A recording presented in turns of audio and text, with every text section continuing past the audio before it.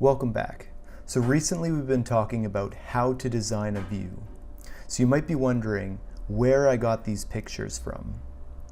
So I'll show you some of the locations that I go to when I'm looking for free images to use. So one of them is Pexels. And here it says best free stock photos in one place.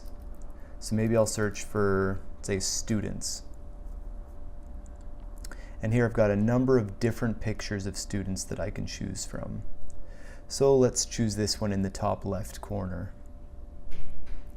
So you'll notice on this side here it says CC0 license, so free for personal and commercial use, no attribution required. Perfectly, so I don't have to post any license information, don't need to say who it's coming from. I can just grab this image and put it on the view.